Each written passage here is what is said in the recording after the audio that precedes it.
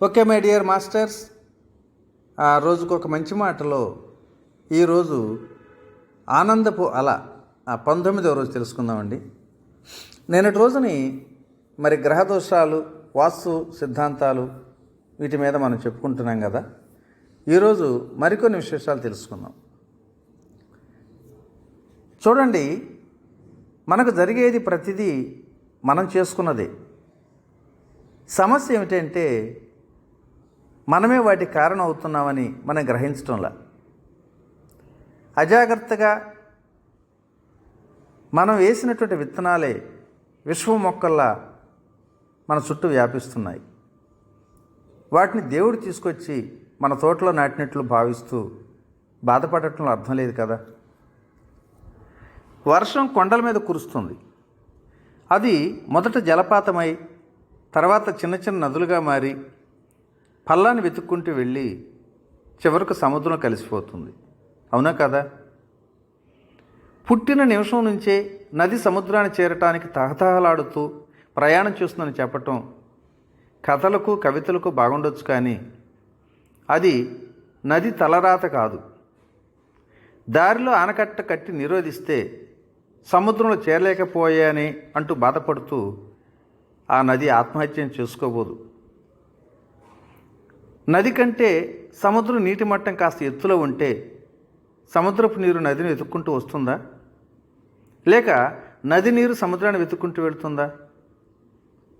జాగ్రత్తగా ఉంటూ దేనినైనా నిర్వహించగల సామర్థ్యం సాధిస్తే విధి మనల్ని ఏమీ చేయలేదు. కాబట్టి విధి గురించిన కట్టుకథలు మానేసి మన జీవితాన్ని మనమే సరిగ్గా జీవించడం ప్రారంభించాలి. మనకి ఇష్టం ఉన్నా లేకపోయినా పుట్టుక పెంపకాల వల్లే కొన్ని ప్రత్యేక గుణాలు వస్తుంటాయి. ఆ గుణాలు మన మార్గాన్ని ఒకంతగా నిర్ణయిస్తాయి. అది కొంతవరకే. జాగ్రత్తగా నడుచుకుంటే మన తలరాతను మనకు నచ్చినట్లే మార్చి రాసుకోగలం. శంకరపిళ్ళై తనకు స్వర్గం తెలుసునని చెప్పుకునే ఒక మేధావిని కలవటానికి వెళ్ళాడండి. మా అమ్మాయి అన్నిట్లో తెలివైంది, కానీ ఆమెకు సమస్య. ప్రొద్దున లేవగానే బద్ధకంగా ఉంటుందండి. రాత్రి తినదంతా వాంతి చేసుకుంటుంది. ఎందువల్ల అని అడిగాడు. మన మేధావి కళ్ళు మూసుకొని కాసేపు ఆలోచించాడు. మీ అమ్మాయికి పాలు తాగే అలవాటు ఉందా? ఉందండి. కల్తీ లేని మంచి ఆవు పాలే ఇస్తున్నాం అన్నాడు శంకరపిళ్ళై. అదిగో అక్కడే వచ్చిన సమస్య అన్నాడు మేధావి. కడుపులోకి పోగానే పాలు పెరుగు అవుతుంది. రాత్రి మీ అమ్మాయి పొర్లుతుంటే ఆ పెరుగు చిలకబడి వెన్న తయారవుతుంది. ఒంట్లోని ఉష్ణోగ్రత వల్ల ఆ వెన్న కరిగి నెయ్యి అవుతుంది. రసాయన ప్రక్రియ జరిగి నెయ్యి చక్కెర అవుతుంది. ఆ చక్కెర రక్తంలో కలిసిపోయినప్పుడు ఒక రకమైన మత్తు ఆవహిస్తుంది.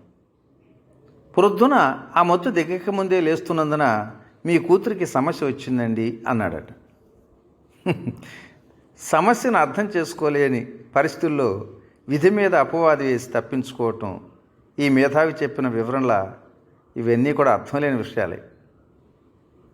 ఏ వ్యక్తికైనా పరిస్థితులు అన్ని సమయాలలో కోరుకున్న విధంగా ఉండవు.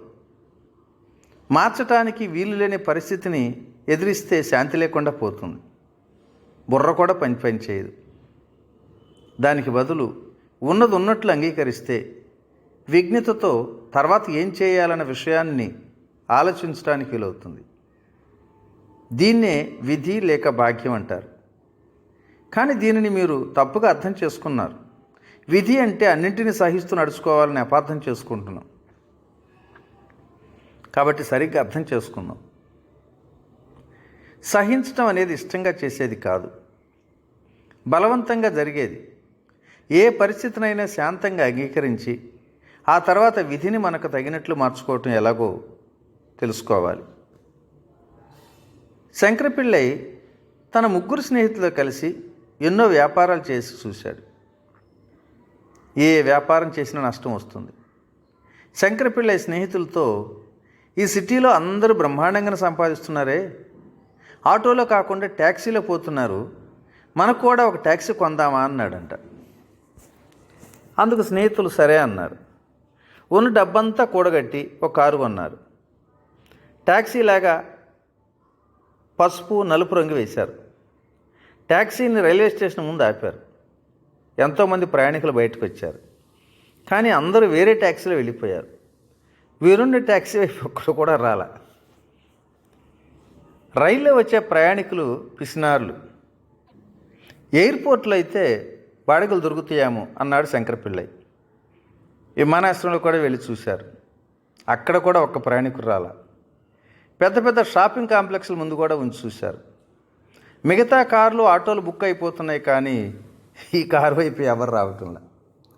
అక్కడ ఇక్కడ తిరగటంలో పెట్రోల్ మంచినీటిలా ఖర్చు అయిందే తప్ప ఏమాత్రం లాభం లేకపోయింది. చివరికి ఒక చిలుక జ్యేష్ఠుడి దగ్గర కారు ఆపారు. శంకరపిళ్ళయ్య తన సమస్యను వివరించాడు. ఆ పంజరంలో ఉన్న చిలక నవ్వుతూ ఉంది. ఒరే మూర్ఖులారా, పార్ట్నర్స్ నలుగురు ఎప్పుడు కారులోనే కూర్చోండి, ఎవరైనా ఏమనుకుంటారు? ట్యాక్సీ బుక్ అయిపోయింది. చెప్తుంటే నాకేనా వస్తుంది. ట్యాక్సీ బుక్ అయిపోయింది అనుకుంటారు. అప్పుడు ఎవరి దగ్గరికి వస్తారు? దీనికి మీరు జ్యోష్ఠుడి దగ్గరికి వచ్చింది, మీరు జ్యోష్ఠుడి దగ్గరికి వచ్చింది అంటూ నవ్విందంట చిలక. ఇలా వ్యాపారం చేస్తే శంకరపిళ్ళయ్య జాతకాన్ని ఎలా బాగు చేయగలం? ఈత తెలియకుండా నీటిలో మునిగితే ఎప్పుడో ఒకసారి యాదృచ్ఛికంగా మీరు బతికి బయటపడవచ్చు. కానీ దాన్ని మీ జాతక ప్రభావం అనుకొని మరలా ప్రయత్నిస్తే మీ ప్రాణానికే గ్యారెంటీ ఉండదు. అలానే ఆయాచితంగా శ్రమించకుండా వచ్చిన గెలుపు ఎప్పుడూ ఉంటుందన్న గ్యారెంటీ కూడా ఉండదు. సామర్థ్యం లేకుండా ఉన్నత స్థితికి వచ్చిన వారు ఆ స్థితి ఎప్పుడు పోతుందో అన్న భీతితో బ్రతుకుతుంటాం. బయట కాలు పెట్టడానికి కూడా మంచి రోజు, నక్షత్రాలు చూడాల్సి వస్తుంది. సామర్థ్యం వల్ల పైకి వచ్చిన వారికి ఆ భయం ఉండదు. అనుకోని కారణాల వల్ల నష్టం వచ్చినా మరలా పైకి ఎలా రావాలో వారికి బాగా తెలుసు. ఒక వ్యాపారం చేయాలంటే మొదట ఆ వ్యాపారానికి సంబంధించిన ప్రాథమిక సూత్రాలను సంపూర్ణంగా తెలుసుకోవాలి. అలా కాకుండా ఎవరో నలుగురు చేయటం చూసి ఆశపడి మనం అదే చేస్తే, మన జాతక ప్రకారం పని ప్రారంభిస్తే అది ఫలించదు. మన స్వశక్తిని నమ్ముకొని పనులు ప్రారంభిస్తారా, లేక సంఖ్యలను నమ్మి ప్రారంభిస్తారా? ఇది ఎంత పిచ్చితనం! మనకు అదృష్ట సంఖ్య 1 అయితే ఒక కన్నును పొడి చేసుకుంటామా, లేదా ఒక చెయ్యిని కాల్చి చేసుకుంటామా?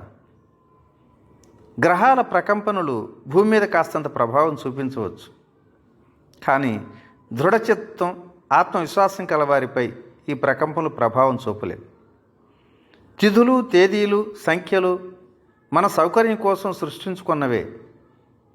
వాటిని మన జీవితాలను శాసించేవిగా పరిగణిస్తే ఎలా? రాబోయే 20 సంవత్సరాల ఫలితాలను మనకు రాసిస్తున్నారే ఆ జ్యోతిష్యులు, అసలు రాబోయే 5 నిమిషాల్లో ఏం జరుగుతుందో వారికి తెలుసా? మరి ఈనాడు కరోనా మహమ్మారి ప్రపంచాన్ని అతలాకుతలం చేస్తుంది. మరి దీని గురించి ఎంతోమంది ప్రపంచవ్యాప్తంగా మన జ్యోతిష్కులు, జాతక చక్రవర్తులు, విధిని గురించి చెప్పే మహాత్ములు ఎంతోమంది ఉన్నారన్నారే, ఎవరైనా ఒక్కరని చెప్పారా? ఏదో చెయ్యాలని ఉబలాటపడి జ్యోష్ఠుడి దగ్గరికి వెళ్ళి ఆయన జయం కలుగుతుందని చెబితే ఆ నమ్మకంతో, నిర్లక్ష్యంతో చేయవలసిన చెయ్యం. ఆయన జయం కలగదంటే చిరాకుతోనూ నిరుత్సాహంతోనూ ముందుకు పోం. ఇలా చేస్తే కోరుకున్నది ఎలా లభిస్తుంది? కావాలనుకున్నది పొందాలనుకుంటే మన సామర్థ్యాన్ని బాగా పెంచుకోవాలి. ఆటకు ముందే ఫలితం తెలుసుకోవాలనుకోకండి. ఏం చేసినా దాని బాధ్యత అంతా మనదేనని ధైర్యంగా అంగీకరించేలా సిద్ధపడదాం. మనం ఎదగాలనుకుంటే విధి అనే భయం నుండి ముందు బయటపడాలి. దేవుడే వచ్చి చెప్పినా సరే నా విధిని నేనే నిర్ణయించుకుంటాను అన్న ధీమా మనకు కనుక లేకుంటే మన జీవితం ఎటో వెళ్ళిపోతుంది. కోరుకున్నది సాధించి తీరాలనే తీవ్రమైన కోరిక మనకుంటే ఆ విధిని దేవుడి దగ్గర నుండి లాక్కొని మనమే సరిచేసుకోవచ్చు. మనం 100% ఆలోచించే ప్రణాళిక వేయండి. తెలివితో పరిసరాలను అవగాహన చేసుకొని దానికి తగినట్లు జాగ్రత్తగా పని మొదలు పెడతాం. అప్పుడు అన్ని గ్రహాలు, నక్షత్రాలు సహకరించడం మొదలు పెడతాయి. శరీరం మీద మనకు కంట్రోల్ ఉంటే జీవితం 20% మన హస్తాల్లోకి వస్తుంది. మనసును నియంత్రించడం తెలుసుకుంటే 50% నుంచి 60% వరకు విధి మనం చెప్పినట్లే వింటుంది. మన ప్రాణశక్తిపై మనకు పూర్తి నియంత్రణ కనుక ఉంటే ఏ గర్భంలో పుట్టాలి, ఎలా జీవించాలి, ఎలా ఉండాలి, ఇలా అన్నింటికీ మనకు కావాల్సిన రీతిలో మనం ఏర్పరచుకోవచ్చు. అసలు ప్రాణశక్తి అంటే ఏమిటి? మన ప్రతి కదలిక ఏదో ఒక శక్తి అవసరమవుతూనే ఉన్నది. అదే ప్రాణశక్తి. రోజువారీ పనులకు దానిలో చాలా కొద్ది భాగం ఉపయోగించుకుంటే చాలు. దాన్ని పూర్తిగా జాగృతం చేస్తే మనం ఇప్పుడు కనీసం ఊహించలేనివి కూడా ఎన్నో అద్భుతాలు సాధించగలం. ఓకే ఫ్రెండ్స్, మరి ఈ మంచి మాటను ఇంతటితో ముగించుకుందాం. రేపటి రోజుని మరొక అతి ముఖ్యమైన విషయం, అసలు దేవుడు ఉన్నాడా లేడా? ఇది అనాదిగా యుగాల నుంచి జరుగుతున్నటువంటి చర్చే. దీని గురించి కూడా మనం వివరణ తెలుసుకుందాం. Thank you. ఇట్లు మీ రామిరెడ్డి మానసరావు.